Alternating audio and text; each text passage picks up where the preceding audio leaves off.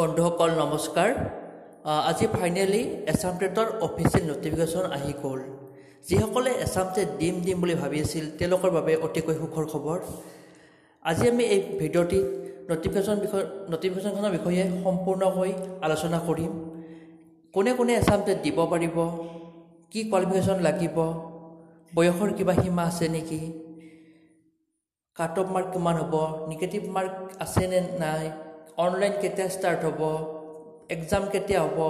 exam fees কিমান হ'ব আমি সকলোবোৰ বিশদভাৱে আলোচনা কৰিম আহকচোন ভিডিঅ'টো আৰম্ভ কৰোঁ প্ৰথমে আলোচনা কৰিম কোনে কোনে আবেদন কৰিব পাৰিব হয় বন্ধুসকল এছাম টেট 2019ত কোনে কোনে আবেদন কৰিব পাৰিব সেইখিনি চাবলৈ ওলাইছোঁ ফাৰ্ষ্ট পইণ্ট দিয়া আছে candidate must B A permanent resident of Assam যে আপুনি যদি এজন অসমৰ নাগৰিক হয় অসমত বসবাস কৰে তেতিয়াহে আপুনি এছাম টেটত এপ্লাই কৰিব পাৰিব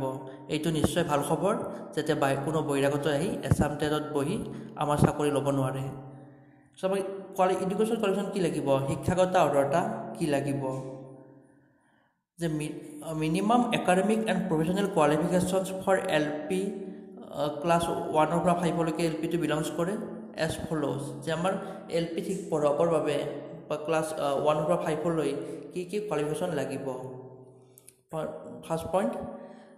senior secondary or its equivalent with at least 50% marks and 2 years diploma in elementary education by whether name known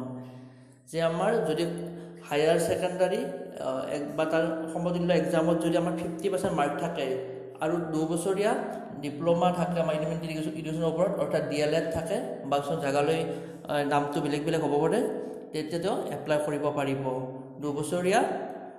elementary এডুকেশ্যনৰ diploma আৰু হায়াৰ সেকেন্ডাৰী বা ইকুইভেলেন্ট এক্সামত 50% মাৰ্ক অৰ 2 নম্বৰ পইণ্টটো চাম আমি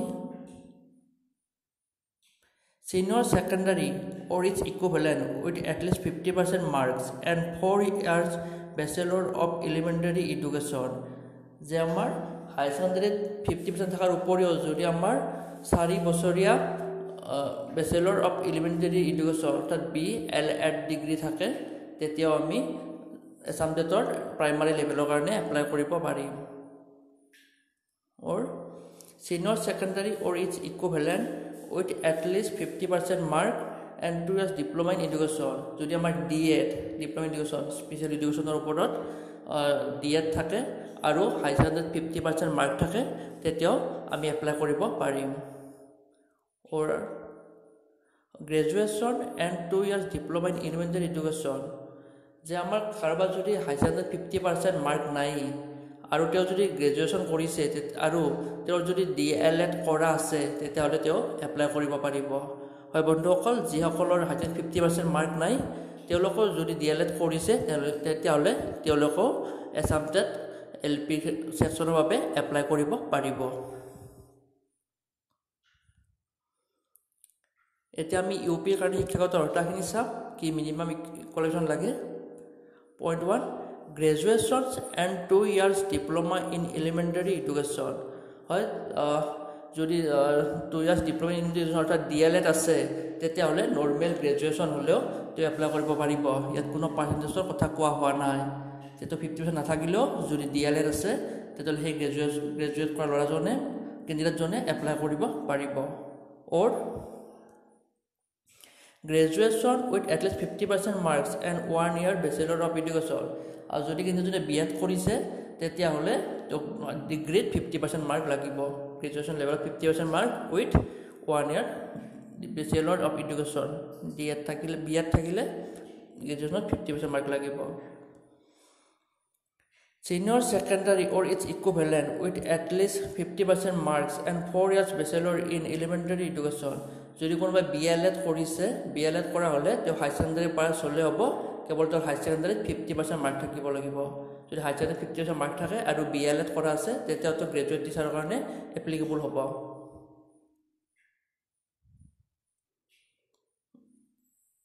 4 number senior secondary or its equivalent at least 50% marks and 4 years BA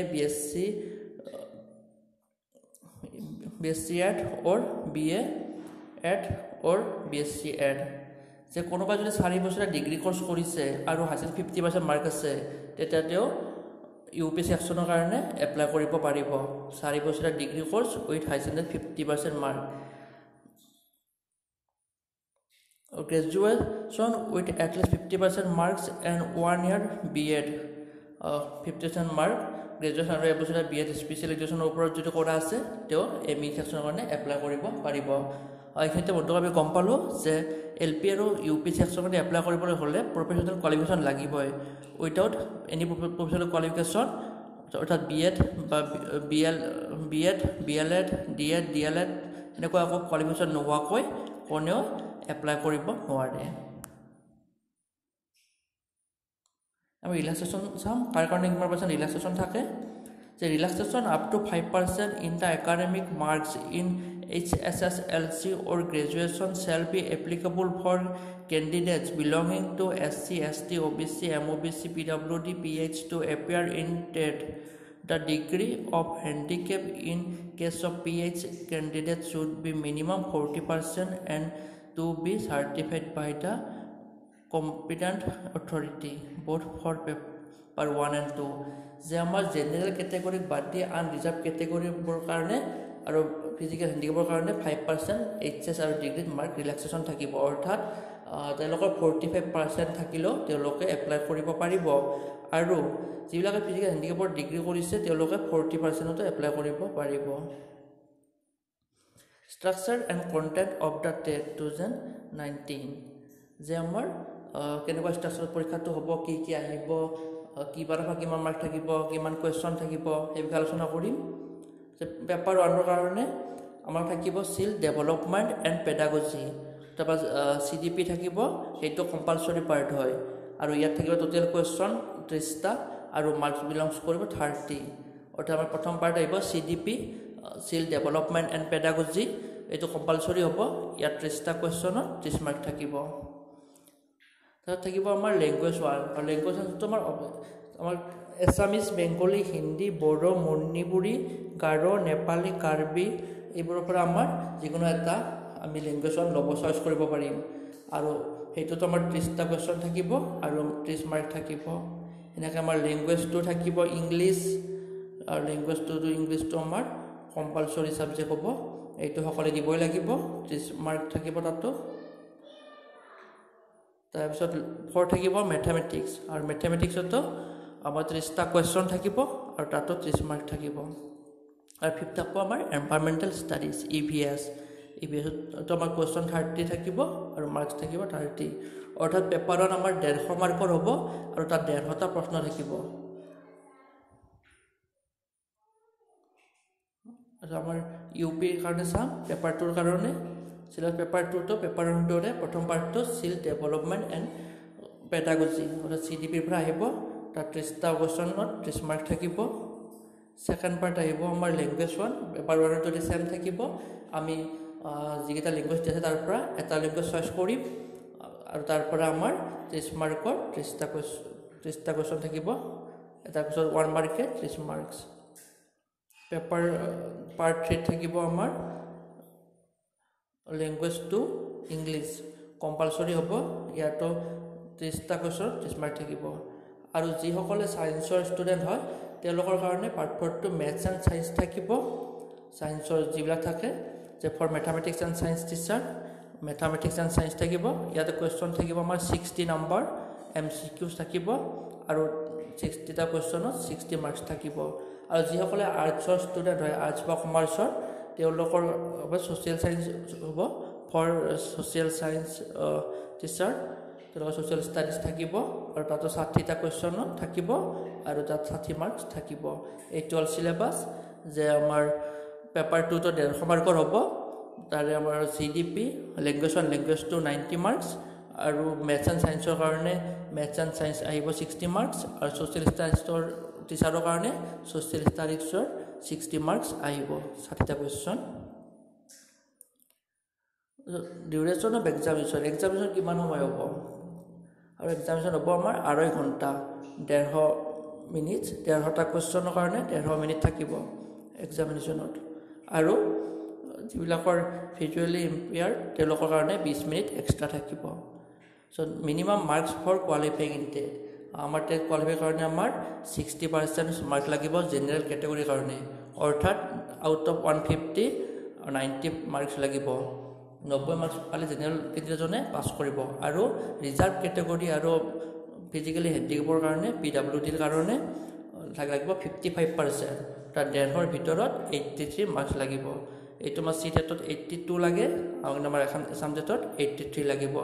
55% আৰু ইয়াত কোনো ধৰণৰ negative mark নাথাকে there will be no negative marking এত কোনো নিগেটিভ মাৰ্ক নাথাকে এইটো নিশ্চয় ভাল খবৰ যে আমি 150ৰ ভিতৰত জেনেৰেল কেটেগৰী 60 পালে 90 পালে পাছ কৰিব 60% আৰু ৰিজাৰ্ভ কেটেগৰী 55% অৰ্থাৎ 83 পাব লাগিব